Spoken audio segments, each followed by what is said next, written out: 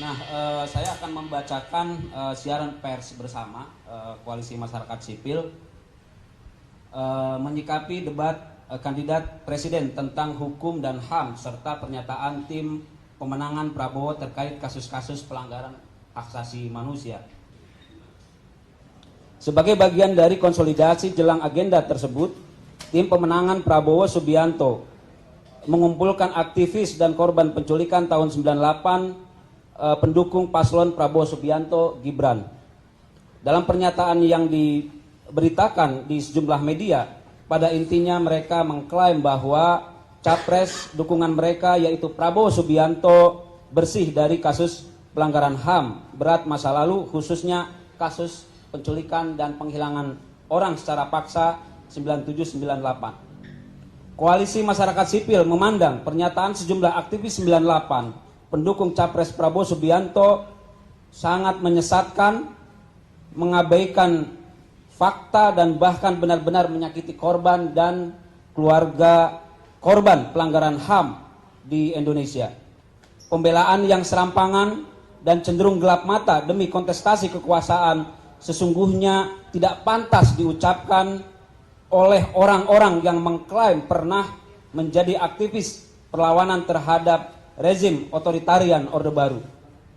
Dengan klaim dan embel-embel sebagai aktivis 98, seharusnya mereka mengedepankan nilai-nilai perjuangan demokrasi dan HAM, khususnya keberpihakan pada korban, keluarga korban, bukan membuat dan menyebarkan narasi yang manipulatif atas sejarah dan aktor kekerasan negara di masa lalu.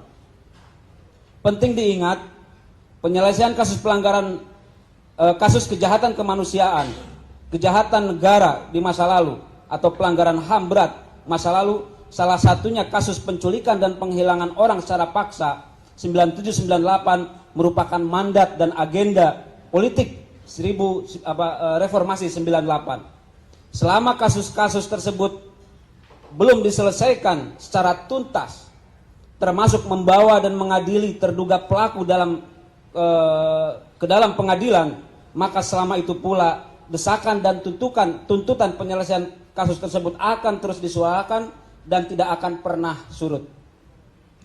Adanya pernyataan yang menyatakan bahwa isu penculikan dan penghilangan paksa sebagai isu 5 tahunan, isu musiman, secara nyata merupakan pelecehan terhadap perjuangan korban, perjuangan keluarga korban yang telah berjuang selama puluhan tahun dan tak kenal henti untuk mendapat keadilan dan atas peristiwa yang dialaminya. Khusus untuk kasus penculikan dan penghilangan orang secara paksa, sejumlah dokumen sebagaimana tadi disampaikan oleh kawan-kawan, khususnya laporan hasil penyelidikan Komnas HAM, sejatinya sudah lebih dari cukup untuk meminta pertanggungjawaban Prabowo Subianto di ruang pengadilan HAM. Hasil penyelidikan Komnas HAM telah menetapkan kasus penculikan dan penghilangan orang secara paksa sebagai peristiwa pelanggaran HAM berat. Sebelumnya juga, seperti tadi juga sudah disampaikan oleh kawan-kawan, dalam surat keputusan Dewan Kehormatan Perwira telah memberhentikan Prabowo dari dinas kemiliteran. Kemudian tahun 2009 Pansus Orang Hilang di DPR juga telah mengeluarkan 4 rekomendasi kepada pemerintah, yang salah satunya adalah membentuk pengadilan HAM ad hoc kasus penculikan dan penghilangan paksa. Hal ini seharusnya ditindaklanjuti termasuk oleh Presiden Joko Widodo. Tidak ada ruang yang lebih tepat bagi Prabowo Subianto untuk mengklarifikasi dugaan keterlibatannya dalam kasus penghilangan paksa kecuali lewat ruang pengadilan. Kemudian berbagai kesaksian terkait dengan kasus penghilangan paksa saya kira juga sudah banyak beredar.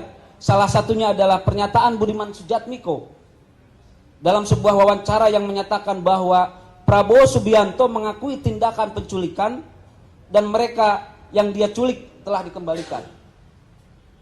Pernyataan yang berisi pengakuan tersebut sesungguhnya memperkuat pentingnya untuk segera dibentuk pengadilan HAM ad hoc dalam kasus penghilangan paksa. Pengakuan tersebut secara nyata bahwa Prabowo memang terlibat, meskipun menurut pengakuannya bahwa ia yang diculik, mereka yang diculik telah dikembalikan. Penting untuk dicatat bahwa penculikan adalah sebuah kejahatan dan mengembalikan mereka yang diculik tidak dengan serta-merta menghapus kejahatan tersebut. Koalisi masyarakat sipil menilai elit politik termasuk para aktivis 98 yang sedang atau ex-aktivis ya, atau yang pernah menjadi aktivis 98 atau bukan sekarang, bukan lagi menjadi aktivis 98, termasuk Rahlana Sidik ya, yang sedang duduk di dalam kekuasaan atau ikut dalam kontestasi politik elektoral hari ini, seharusnya tidak boleh mengabaikan, apalagi sampai menginjak-injak nilai-nilai demokrasi dan hak asasi manusia, khususnya perjuangan para korban dan keluarga korban. Harus diingat bersama bahwa kondisi politik hari ini, era reformasi yang termasuk yang menghantarkan mereka hari ini duduk di dalam kekuasaan, merupakan hasil dari perjuangan berdarah para martir perubahan pada tahun 98, terutama di dalam melawan rezim otoritarian Orde Baru. Dalam kasus penculikan saya kira ini jelas ya, sampai hari ini belum tuntas, apalagi sampai hari ini masih terdapat 13 orang yang diculik dan sampai hari ini belum kembali. Saya kira itu secara umum pernyataan kami Koalisi Masyarakat Sipil, terutama dalam konteks menyikapi pernyataan orang-orang yang mengaku sebagai aktivis 98, yang pada intinya adalah mereka memanipulasi sejarah, mereka memanipulasi aktor kekerasan dan kekejaman negara di masa lalu demi kontestasi kekuasaan, dan itu sesuatu yang harus dilawan oleh masyarakat sipil, terutama generasi muda hari ini, generasi milenial, generasi Gen Z ya. Saya kira itu. Terima kasih kawan-kawan atas kehadirannya. Hidup korban! Hidup korban! Jangan diam! Lawan! Hidup korban! Jangan diam! Jangan diam! Lawan!